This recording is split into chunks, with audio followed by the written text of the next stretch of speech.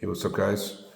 In this video, I'm going to talk about the fact that I have a bit of an issue going on due to the fact that I've been taking a high quantity of anabolics, and the major issue that I'm experiencing is called gynocomastia, which is the development of breast tissue, like a mammary gland behind the nipple. Okay, it's just like it's like hardness that's behind the nipple, and that happens generally when taking steroids for two reasons. One is you take a high amount of testosterone, and that converts through an aromatization process to estrogen, and high amounts of estrogen then cause other side effects in men specifically, that are like female type qualities, if you want to call it that. So one is, the nipple hardness. I want to check out my place. I just renovated my place, by the way. Check it out. It looks pretty nice, eh? Nice floor. Anyway, so there's that, and also I have a bit of acne here, which is no big deal. I really don't mind it. My girlfriend doesn't like it, but whatever. Yeah, it's either due to the high estrogen or the fact that I'm taking another compound called nandrolone.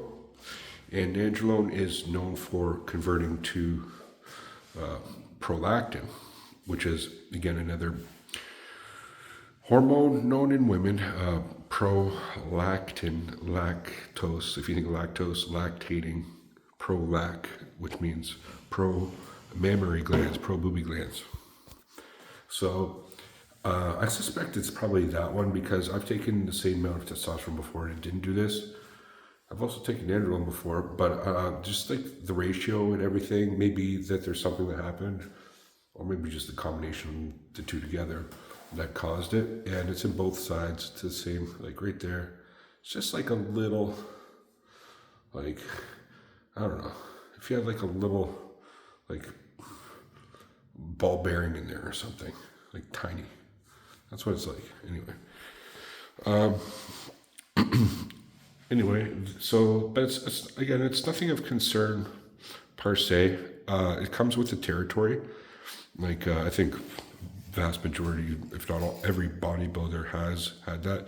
If you're taking high amounts of androgens, either what they do is get them removed, or I've seen a lot of gnarly things that happen, like bulges and things. So they have to, a lot of time you can take them out and then you won't have that issue anymore. So if it did become an issue for whatever reason in the future, I would definitely, that'd be a possibility, because if we don't need them, then, it's not like I'm breastfeeding it all or anything like that, right? It's a funny thing to talk about. It's one of those things that I wish I knew getting into it, but I thought I could have kind of avoided. But I did kind of push the limits in this last blast cycle that I'm still currently on, like 2 months into it.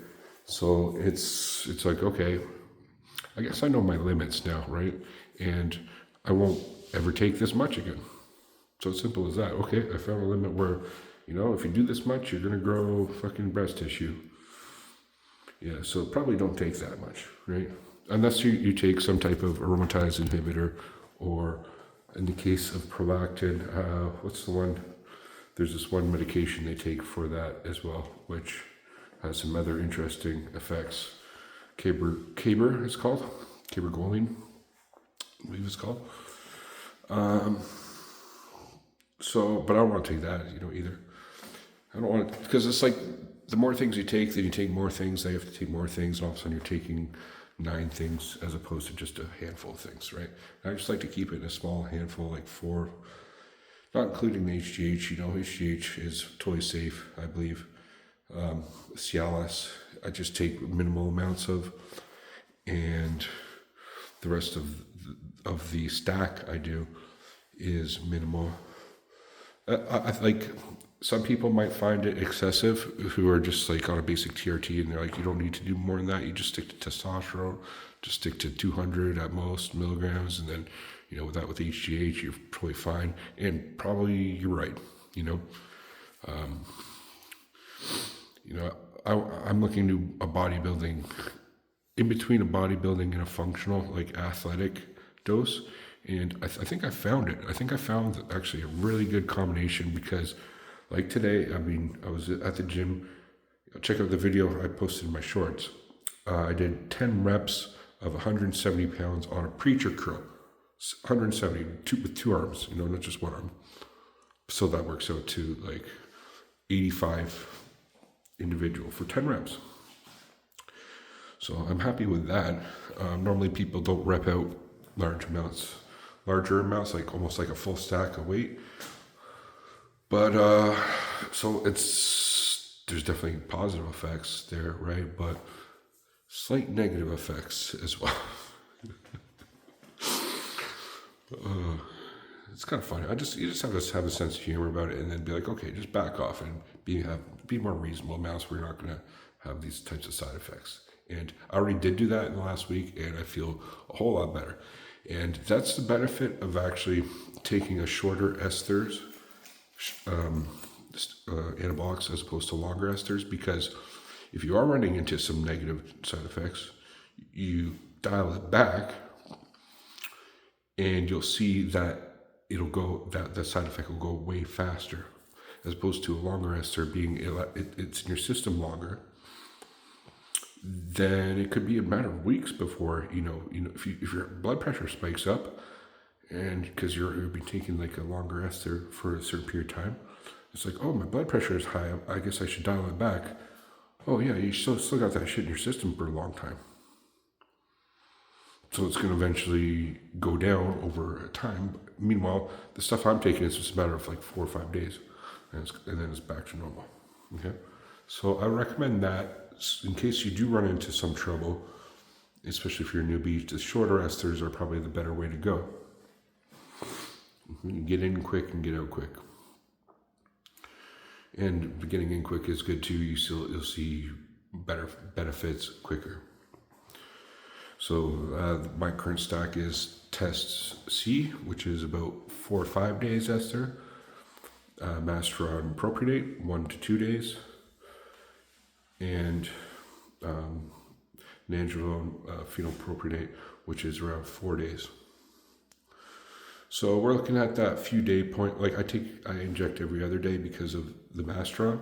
If I was taking Masteron I think you get away with it doing it like twice a week, but I like to keep it regular to have that serum level always at a constant curve, as opposed to more of a fluctuating curve. I don't want to fluctuate too much, although there still is going to be, you can't, but it's at a point where like it's like you'll stay constant. You'll stay at constant energy levels and whatnot. And you can even afford to skip days. Sometimes I forget. Like I go 2 or 3 days sometimes without taking anything, and I'm still okay.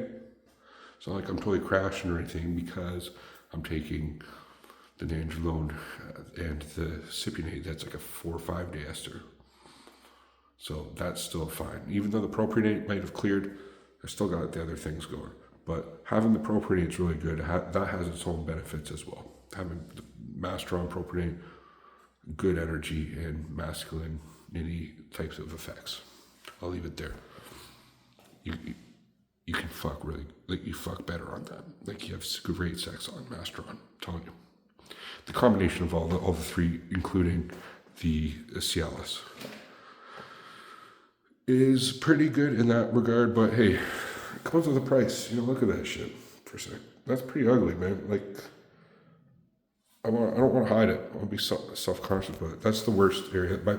My back, I got a little bit here and a little bit here, but it's just like concentrated right there. It's really bad. Yeah, my girlfriend doesn't like it too much, but hey, it is what it is. She knows though. She knows I tell her everything I do. It's fine. I'm not trying to. I didn't hide anything from her, so she understands where it's coming from. What else should I talk about? Yeah, I'm dialing back the HGH, unfortunately, because of a financial setback. I'll leave it there. That I have another part of my life, so I'm kind of indebted myself.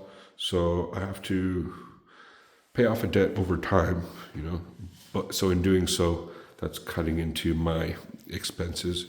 It's not like I'm going to stop, but I'm thinking about bringing down to 2 IUs again, not 4 to 5. So you know that means I have to get new kits every few weeks, and that gets expensive. So you know, maybe I'll just try to get like 1 kit a month, $200. That's no big deal, and then run it from there. And because I can't see myself ever not taking HGH, like just for the sleep benefits alone. It's fucking really good. I'm just rambling on, I guess, right now at this point. I'm at 10-minute mark. Yeah, Gynocomastia.